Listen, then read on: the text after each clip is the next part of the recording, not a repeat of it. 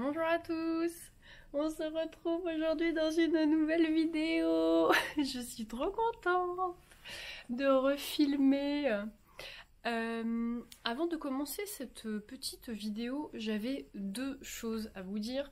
Premièrement, je m'excuse pour cette tête de fatiguée, vraiment, parce que je suis fatiguée, hein, voilà, tout simplement. J'ai des cernes, mais alors jusque là, franchement, je suis vraiment KO.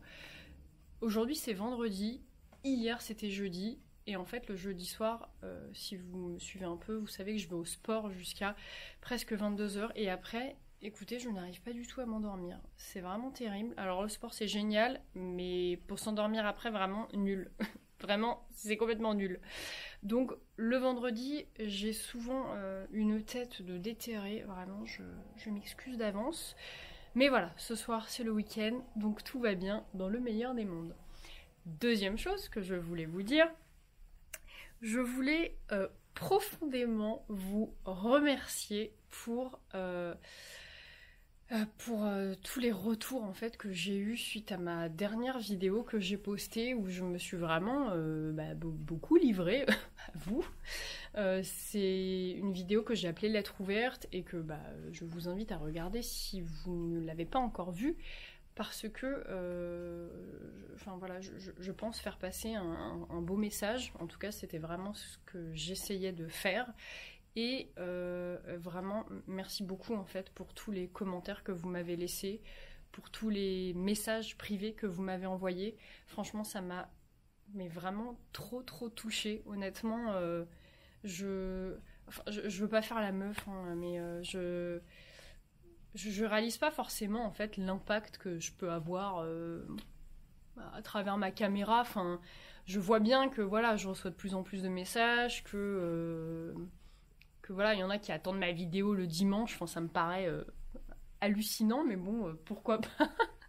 Mais moi, vraiment, je fais pas grand chose, quoi. Moi, j'allume juste ma caméra et je partage des trucs, je vous raconte un peu ma vie, mais vraiment, du coup, j'ai l'impression que je vous apporte quelque chose, mais vous m'apportez tellement plus, en fait, j'ai envie de dire. Je sais pas, vous me donnez tellement confiance en moi. Enfin, ouais, vraiment, j'ai vraiment été assez bouleversée par tout ce que j'ai reçu, et vraiment, je vous remercie du coup, moi aussi à mon tour, de tout ça. Voilà. Voilà. J'ai pas grand chose d'autre à dire. On va passer du coup à la suite de la vidéo. Aujourd'hui, on se retrouve pour une vidéo où j'avais envie de vous partager mon calendrier de l'Avent de la classe, hein. Voilà, je sais pas comment vous fonctionnez, mais encore une fois, voilà, c'est un partage d'expérience, un partage de choses que je fais avec mes élèves. Je sais que certains de mes collègues font aussi un calendrier de l'Avent, mais du coup on le fait de manière un petit peu différente. Mais oui, avant de parler calendrier de l'Avent, je voulais faire une petite parenthèse pour vous parler de Noël à l'école, parce que c'est vrai que la question se pose si on a le droit ou pas de fêter Noël à l'école. Et donc je voulais vous apporter un truc un petit peu officiel. Noël comme Pâques, hein, j'ai trouvé ça sur le blog de Charivari. Oui, j'ai complètement bugué. Oui, Charivari. Donc Noël en fait comme Pâques, c'est une fête qui est revenue dans le domaine laïque en France. Et donc c'est tout à fait permis de fêter Noël à l'école laïque, comme à l'école... Qu'est-ce que je raconte ? Oui, à l'école laïque, je bug complètement, comme dans les autres lieux publics. En fait, dans les mairies, vous allez voir des sapins s'installer, dans les villes, vous allez avoir des décorations de Noël, etc. La seule chose qui n'est pas autorisée, du coup, c'est quand on apporte un aspect religieux. Ça, c'est pas autorisé. Vous avez le droit de mettre un sapin dans votre classe, de faire des Pères Noël, ça vous avez le droit, de mettre des guirlandes, etc. Par contre, on n'a pas le droit de mettre une crèche, etc., etc. Faut vraiment que ça ait un caractère neutre, en fait. Donc voilà. Après, c'est recommandé dans parler quand même, hein. Ça fait partie du coup d'une autre branche de Noël, mais voilà, ça fait partie vraiment des origines de la fête qui peuvent entrer dans un autre cadre d'une autre séquence de travail, mais du coup voilà, vous avez le droit de fêter Noël de cette manière-là à l'école. Voilà, parenthèse fermée. Maintenant, mon calendrier de l'Avent, il se présente. Alors, c'est la première année que je le fais comme ça. Avant, je n'avais pas d'argent, donc je l'avais fait sur un morceau de papier. Mais cette année, voilà, j'ai ce merveilleux... Il est énorme, on ne le voit pas. J'ai ce merveilleux calendrier de l'Avent. Je sais que j'en ai vu des similaires chez Action. Et celui-là, c'est ma belle-mère qui me l'a donné, tout simplement. Et comme j'en avais déjà pour mes enfants... Et je me suis dit, go, je vais le récupérer pour mon 3e bébé, c'est-à-dire ma classe. Donc, il est vraiment cool. Alors, toutes les cases ne sont pas occupées. Je vais vous expliquer, moi, comment je fonctionne. En fait, dans ma classe, j'ai 13 élèves. Donc, chaque élève va ouvrir, en fait, une case par jour. Donc en fait, ce que je fais, c'est que je vais venir calculer en fait 13 jours d'école avant les vacances. Et donc nous, 13 jours d'école avant les vacances, ça nous a amené au 25 novembre. Donc en fait, on a commencé notre calendrier au 25 novembre jusqu'au dernier jour d'école avant les vacances, le 16 décembre, ça sera la fin. Donc en fait, 25 novembre, on a eu le 25 novembre, le 28 novembre et le 29 novembre. Donc typiquement pour ces 3 cases-là, le 25 et le 28 et le 29, il n'y a pas de case, ça s'arrête au 24. Donc en fait, voilà, j'ai un petit peu triché et j'avais mis dans d'autres cases en fait qui ne correspondaient pas au numéro. Et ensuite, à partir du 1er décembre jusqu'au 16 décembre, ce sont les bonnes cases qui correspondent. Et du coup, chaque élève va venir chaque jour ouvrir une case. Et alors, pour le choix des élèves, je prends tout simplement la liste d'appels et je fais dans l'ordre alphabétique. Voilà. Après, qu'est-ce qu'il y a du coup dans ces petites cases? Parce que moi, je ne mets pas de chocolat. Chaque case, en fait, c'est une activité et c'est ça aujourd'hui que je vais vous présenter, histoire de vous donner un petit peu des idées de quoi mettre dans vos calendriers de l'Avent si vous avez envie de faire comme moi des activités un petit peu spécifiques à la période. Donc dans la première case du calendrier de l'Avent, il y a, alors je vous montre à quoi ça ressemble, je vais pas ouvrir toutes les cases, hein, pour moi, j'ai un récapitulatif quotidien, mais typiquement la première case... Donc voilà, ça se présente comme ça. Il y a un petit papier à l'intérieur avec numéro 1 parce que c'est la première activité. Et après, à l'intérieur, c'est noté comme ça. Et donc la première case, c'était préparer les décorations pour le sapin. Donc, hop. Donc les décorations pour le sapin, c'est des décorations qu'on fabrique nous-mêmes. Alors, ça ne donne pas le plus joli des sapins, hein. Voilà. Mais écoutez, le cœur et l'amour y est, hein, c'est le principal. Donc en fait, tout simplement, mes élèves avaient pour mission de ramasser dans la cour des petites pommes de pin. Et donc ils ont été très curieux de savoir qu'est-ce qu'on allait faire avec ces pommes de pin. Mais j'ai tenu ma langue et je ne leur ai rien dit jusqu'au jour J. Et donc en fait, voilà, ils ont peint des pommes de pin... absolument de toutes les couleurs et le plus relou pour moi ça a été de les accrocher. Voilà, ça c'était vraiment pénible. Donc hop, attendez, je le raccroche. Donc voilà, ça c'était la première activité, de faire des décorations du sapin. Après cette année c'était des pommes de pin, l'année dernière on avait fait autre chose, j'avais fait autre chose avec mes élèves, on avait fabriqué des espèces de boules en papier. Voilà, chacun est libre de faire ce qu'il veut. On peut aussi rajouter des guirlandes. Là, cette année, on n'en a pas mis. Ensuite, le deuxième jour, du coup, c'était de décorer le sapin. Voilà, deuxième activité. Troisième jour, on a fait un dessin collectif de Noël. Donc, qu'est-ce que c'est un dessin collectif de Noël? Je vous montre. En fait, j'ai imprimé sur internet un grand coloriage. Donc, il est sorti en feuille A4. Hein. Mais après, c'est à vous de le reconstituer. Et en fait, ça donne voilà, quelque chose comme ça. Alors, ils n'ont absolument pas fini de le colorier. Mais du coup, c'est assez sympa parce que, un peu comme le coloriage de...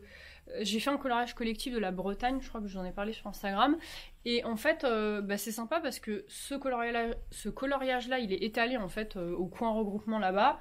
Et dès qu'un élève a un peu de temps, un peu d'autonomie, etc., bah, il y va et puis il fait son petit truc. Donc, c'est vraiment pas des activités en soi qui prennent beaucoup de temps et ça empiète pas forcément sur les apprentissages parce que ça, c'est de l'autonomie. Ça, c'était de l'art. Le sapin, on l'a fait en temps d'accueil quand ils sont arrivés. Donc, vraiment, il y a moyen, en fait, que ça n'empiète pas trop sur les apprentissages tout en apportant une petite touche de magie. Voilà, c'est vraiment super. Ensuite, on en est où? Quatrième case. Fabrication d'une carte de Noël, ça c'est pareil, moi j'aime bien changer tous les ans, bon après vous n'êtes pas obligés, hein, mais moi j'aime bien. Donc cette année on a fait quelque chose d'assez simple, donc en fait voilà, une feuille bleue cartonnée, et par-dessus on a fabriqué un petit cerf avec, je sais pas si vous verrez, il y a des petits yeux, un petit bouton. Les boutons en fait c'était un lot de boutons que j'ai acheté chez Action en début d'année et je m'en sers pour plein de trucs. On a fait les phares de nos camping-cars sur les porte-manteaux, pareil c'est sur Instagram ces trucs là. On a fait pas mal de trucs avec.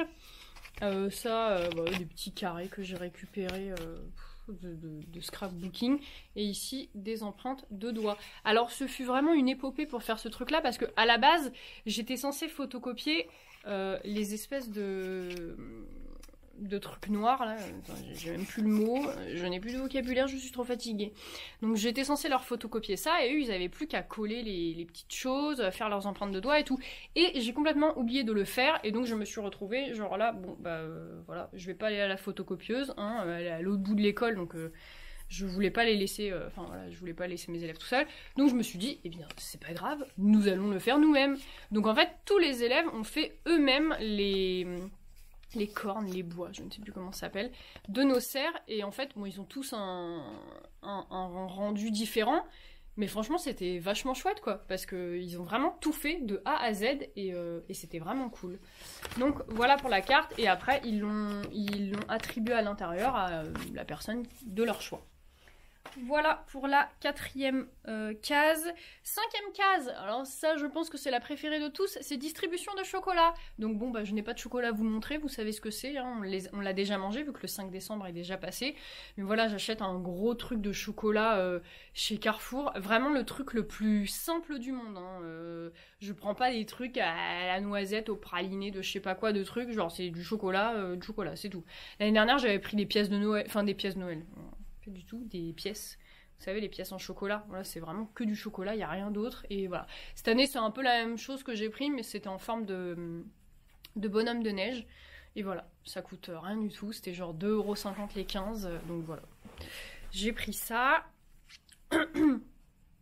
Ensuite, sixième case, c'était écouter des musiques de Noël, donc à partir du moment où la sixième case est ouverte, les musiques de Noël, ce ne sera pas que le jour de la sixième case, ce sera vraiment tous les jours jusqu'aux vacances de Noël. Il faut savoir que dans ma classe, on écoute beaucoup de musique. Dès qu'on est en temps un petit peu calme, les devoirs, enfin voilà, quelque chose qui ne nécessite pas forcément beaucoup de réflexion, moi je leur mets de la musique douce, hein, je vais pas mettre du Jul, hein. Je mets vraiment de la musique classique, douce et pour les enfants, et c'est quelque chose qu'ils apprécient énormément, et du coup bah là je fais la même chose, mais pour Noël. Après j'adapte en fonction des saisons. En automne j'avais des musiques un petit peu cocooning d'automne, et là bah pour Noël du coup j'ai des musiques cocooning de Noël. Voilà, ensuite, septième case, coloriage de Noël. Alors cette fois-ci c'est coloriage mais plus collectif. J'ai un lutin comme ça avec plein de coloriages. Voilà, ils ont plein de trucs différents. Vous ne voyez pas du tout, je ne sais pas comment vous montrer. Voilà, des trucs comme ça. Il y en a un petit peu pour tous les goûts. Il y a des princesses, il y a Toy Story, il y a Mickey, voilà. Mais toujours sur le thème de Noël. Et ils ont le droit de choisir un coloriage. Huitième case, je lis une histoire de Noël. Ça c'est pareil, la lecture offerte c'est quelque chose que j'aime beaucoup dans la classe. Ça développe le vocabulaire, ça leur permet vraiment d'incorporer dans leur vie une espèce de routine de lecture. Là d'ailleurs on a commencé les fiches de lecture avec mes élèves de livres qu'on emprunte à la bibliothèque et vraiment ils adorent ça. Donc moi en livre de lecture j'ai vraiment des très vieux livres, c'est des livres qu'il y avait dans ma classe de base. Mais voilà, j'ai Réveille-toi c'est Noël. J'ai le premier Noël de bonbons, ce livre il est vachement sympa. Et j'ai celui-là, Noël de rêve. Donc en fait, je leur en ai lu un déjà, mais voilà, si j'ai des lectures offertes à faire avant les vacances, c'est pareil, je piocherai dans ma petite collection de Noël. Neuvième case, donc bah, c'était aujourd'hui la 9e case, vu que nous sommes le 9 décembre. Chaque élève offre un dessin à un camarade. Je leur donne une feuille blanche et en fait, on va faire un espèce de système de tirage au sort pour que chaque élève se voit offrir un cadeau et en recevoir un, enfin un cadeau en dessin, je veux dire. Et donc après, voilà, ils sont vraiment libres. Et ça, c'est pareil, c'était sur le temps d'accueil ce matin. Plutôt que d'être en autonomie, ils avaient ce petit cadeau à faire à un camarade. Ensuite, 10e case, donc ça ce sera lundi, on devra préparer un cadeau à offrir. Ça, je vous en avais déjà parlé dans un des vlogs. J'avais acheté dans un magasin de jouets en promo cette espèce de petit truc en bois. Par-dessus, on va coller on va peindre, on va coller une bougie chauffe-plat et ensuite on viendra décorer avec ces petits pompons-là. Voilà. Après, la 11e case, c'est chacun prend la place qu'il veut dans la journée. Donc voilà, chacun prend la place qu'il veut pour la journée. Je n'ai pas grand chose à vous expliquer. Encore une fois, ça c'est quelque chose qui va pas vous prendre beaucoup de temps. Hein. Le matin, en 5 minutes, tout le monde va changer de place. Le seul truc un petit peu plus pénible, c'est que quand je vais demander un cahier ou quoi, bon bah voilà, chacun va devoir aller dans sa case. Mais voilà, c'est marrant, ils sont contents et ça change un peu le quotidien. Ensuite, avant-dernière case, on va faire des flocons de neige. Alors en fait, donc ils vont être guidés, hein, mais l'idée du rendu, c'est ça, pour venir coller aux fenêtres, parce que vraiment, c'est beaucoup trop joli, ça, sur des fenêtres. Mais eux, à la base, ils ont quand même un patron. Donc on a celui-là. On va faire le système de pliage en fait pour leur montrer, enfin voilà, que c'est quelque chose qu'ils peuvent faire après, plus tard, sans les lignes. Et pour ceux un petit peu plus, enfin il y en a un petit peu plus difficile où là il va falloir découper au milieu. Donc voilà, ça rend vraiment très joli. Hop, on mettra ça sur les fenêtres. Donc ça c'est la 12e activité. Et la dernière activité, la 13e, donc le dernier jour avant les vacances, on regardera un film de Noël. Voilà, vous savez tout. Après, voilà, moi j'ai 13 élèves, donc j'ai 13 activités. L'année dernière, j'avais 11 élèves, donc j'avais 11 activités. À vous de modifier ça en fonction du nombre d'élèves que vous avez. Il y a beaucoup d'autres activités à faire hein, avec vos élèves. Enfin voilà, par exemple apprendre une musique de Noël. Bon ça nous c'est quelque chose qu'on fait, mais du coup c'est pas quelque chose qui est inclus dans le calendrier. Vous pouvez apprendre une danse, vous pouvez faire une journée pull de Noël. Enfin voilà, il y a vraiment beaucoup de choses à faire autour de ce sujet-là. Voilà, je crois que je vous ai tout dit. On se retrouve comme d'habitude sur Instagram, dans les commentaires, tout ça. Je vous réponds, je suis là. Vous me faites trop du bien avec vos messages.